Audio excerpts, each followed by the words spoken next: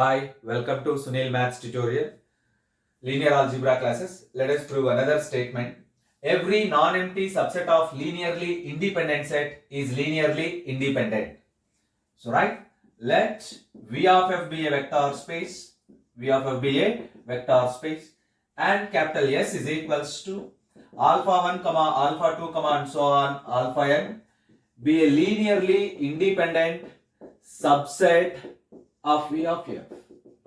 Right? Capital S is linearly independent subset of V of f.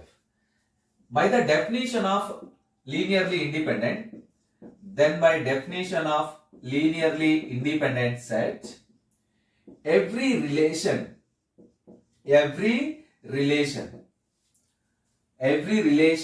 of the form, a1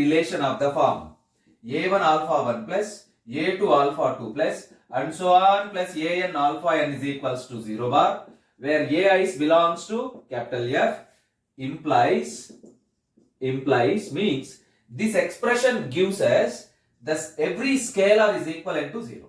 a1 is equals to 0, a2 is equals to 0 and so on, an is equals to 0. Observe that this is the definition of linearly independent set. Capital S is linearly independent set. Therefore, every relation of this form a1 alpha 1 plus a2 alpha 2 plus and so on plus an alpha n is equals to 0 bar implies as every scalar becomes 0. a1 is equals to 0, a2 is equals to 0 and so on, an is equals to 0. Now, let us define a non-empty subset for S. Define a set.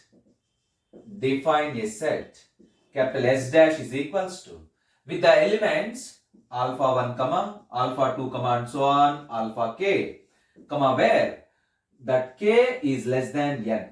That is 1 less than or equals to k less than n.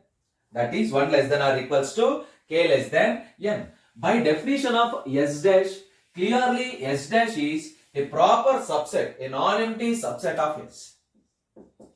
Clearly, S dash is a non-empty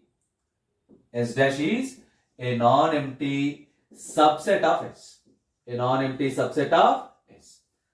Now consider an equation. By using the vectors of S dash, a1 alpha 1 plus a2 alpha 2 plus and so on plus ak alpha k is equals to 0 bar. Now consider an equation a1 alpha 1 plus a2 alpha 2 plus and so on plus ak alpha k is equals to 0 bar, where a belongs to capital F. Yes, already we show that a1 is equals to 0, a2 is equals to 0 and so on, an is equals to 0. If you get any confusion, you can take the scalars or another scalars like this. But that is nothing to worry. You can take a1, a2 and so on, an.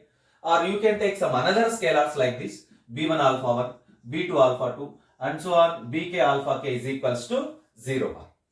Right? Let us rewrite this equation like this. b1 alpha 1 plus b2 alpha 2 plus and so on plus bk alpha k plus 0 into alpha k plus 1 plus and so on plus 0 into alpha n is equals to 0 bar. Now observe that the vectors involved in this equation are linearly independent. Alpha 1, alpha 2 and so on, alpha n and so on, alpha n. Let it be equation number 1. Since alpha 1, alpha 2, and so on, alpha n is linearly independent set. By the definition of linearly independent set, every expression of this form gives us every scalar is equals to 0. It means b1 is equals to 0, b2 is equals to 0 and so on, bk is equals to 0. That is, we prove this. b1 alpha 1 plus b2 alpha 2 plus and so on plus bk alpha k is equals to 0 bar implies b1 is equals to 0, b2 is equals to 0 and so on, bk is equals to 0. This relation shows us the set of vectors alpha 1, alpha 2 and so on, alpha k, which is represented by S dash, is linearly independent. What is S dash? S dash is a non-empty subset of S. S dash is a non-empty subset of S. S is a linearly independent set. S is linearly independent. It means S dash is non-empty subset of linearly independent set. Therefore, every non-empty subset of linearly independent set is linearly independent. In the previous theorem, we learned that every superset of linearly dependent set is linearly dependent. In case of independence, every non-empty subset of linearly independent set is linearly independent. Observe that.